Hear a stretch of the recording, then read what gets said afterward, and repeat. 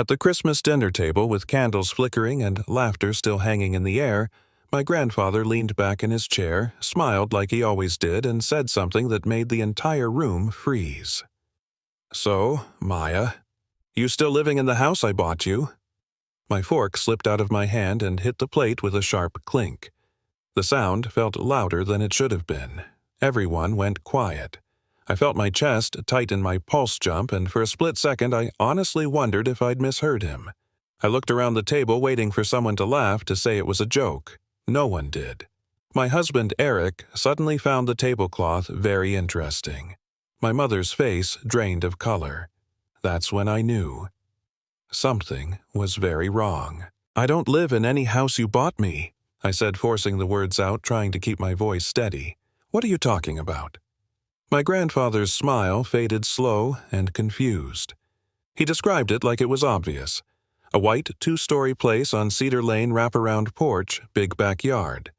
He said he bought it as a wedding gift 3 years earlier, paid in full deed in my name. He turned to my parents and asked why I sounded so confused. The silence that followed wasn't awkward. It was guilty. Thick, heavy. The kind of silence that tells you the truth before anyone speaks. That's when the lies started unraveling. Not all at once, piece by piece. My parents admitted they were living in the house, said they were borrowing it, said they meant to tell me.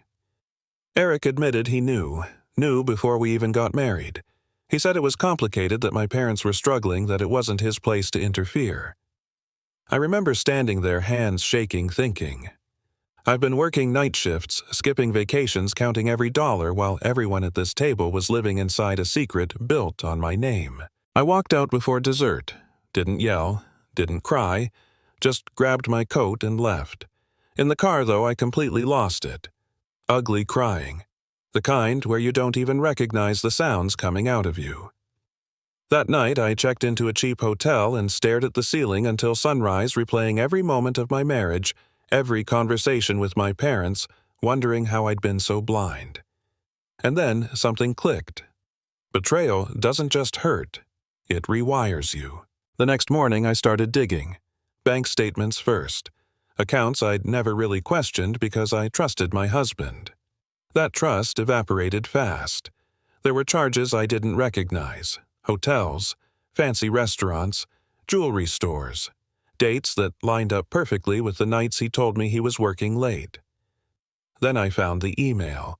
A forwarded reservation for a weekend getaway, 2 guests under his name, and a woman named Lily. Not me. Never me. I sat there staring at the screen, feeling strangely calm. You know that moment when the last puzzle piece drops and suddenly everything makes sense? Yeah, that happened. When I confronted Eric, he tried to explain. He always tried to explain. He said it wasn't serious, that it didn't mean anything, that he loved me. I laughed, not because it was funny, but because the audacity was almost impressive. "You loved me while lying to me about my own house?" I asked, "while stealing from our account?" He didn't answer. He didn't need to. His silence said everything. That's when I stopped reacting and started planning. I met with a divorce attorney who didn't blink once while reviewing my evidence.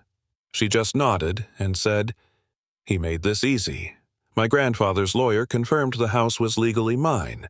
My parents had forged my signature. I could have pressed charges. I didn't. But I did serve eviction papers.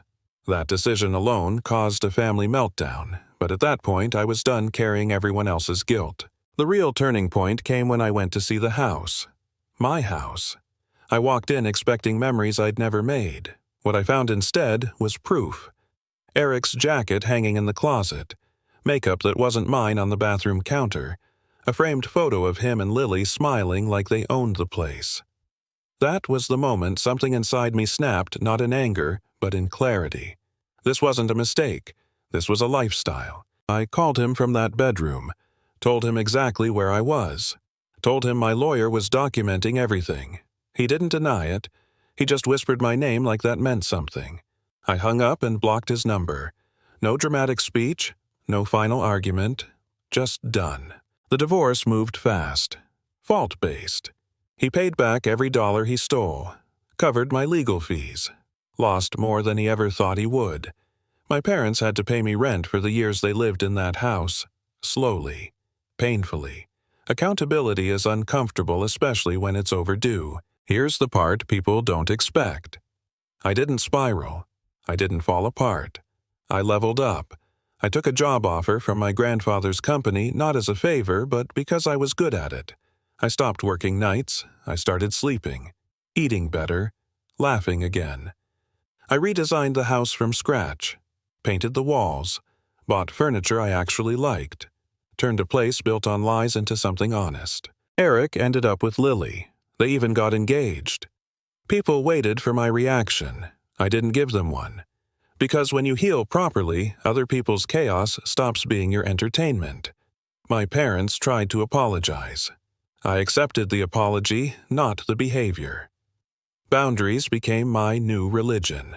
A year after that Christmas dinner, I hosted a small gathering at my house. Friends, people who actually knew me. My grandfather stood in the kitchen watching me laugh and said, "You're stronger than I ever was at your age." I believed him, not because I'd won, but because I'd chosen myself. So here's my question to you. If the people closest to you lied about something this big, would you forgive them? Or would you walk away? Where do you draw the line between family and self-respect? Drop your thoughts in the comments. I want to hear where you stand.